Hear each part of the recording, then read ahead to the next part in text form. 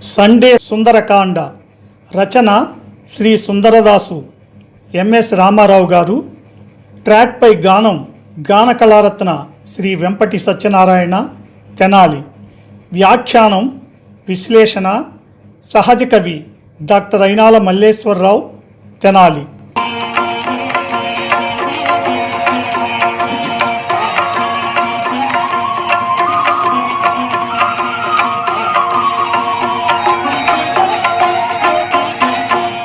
శ్రీ హనుమాను గురుదేవులు నాయద పలికిన సీతారామ కథ, నే పలికెద సీతారామ కథ.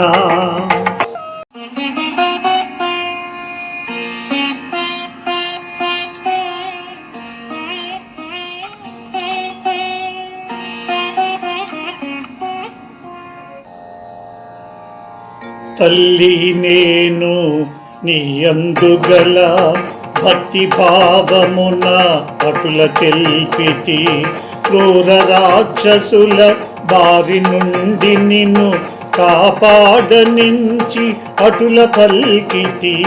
వేగమే నిన్ను రాముని చేర్చెడు శుభగడియలకై త్వరపడి పల్కితి అని హనుమంతుడు సీతతో పలికే, అంజలి ఘటించి చెంతన నిలిచే.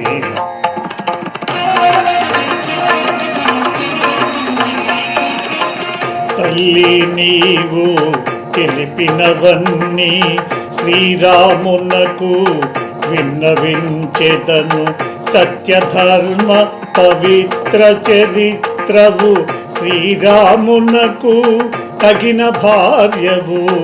అమ్మాయిమ్ము ఏదో గురుతుగా శ్రీరాముడుగని ఆనందింపగ అని హనుమంతుడు సీతతో పలికే, అంజలి ఘటించి చెంతన నిలిచే.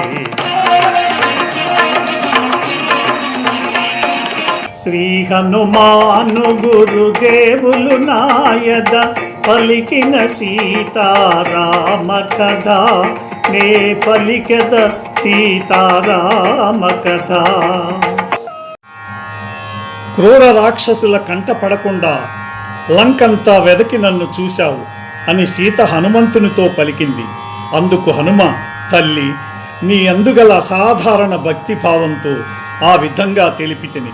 క్రూర రాక్షసుల బారి నుండి నిన్ను కాపాడాలని తలచి ఆ విధంగా మాట్లాడితిని. అంతేకాదు, త్వరగా నిన్ను రాముని వద్దకు చేర్చే శుభగడియలకై త్వరపడి అట్లు పలికితిని అని సీతతో హనుమంతుడు అన్నాడు. తన సంభాషణను కొనసాగిస్తూ, అమ్మా నీవు తెలిపినవన్నీ శ్రీరామునకు విన్నవిస్తాను. సత్యధర్మములతో పవిత్రమైన చరిత్ర గలదానవు, శ్రీరామచంద్రునికి తగిన భార్యవు తల్లి. శ్రీరాముడు చూసి ఆనందించేందుకు ఏదో ఒక గుర్తు ఇమ్మని హనుమంతుడు అంజలి ఘటించి అడిగాడు. ఈ ప్రోగ్రాంపై మీ యొక్క అభిప్రాయాన్ని లైక్ చేసి కామెంట్ రూపంలో తెలియజేయండి.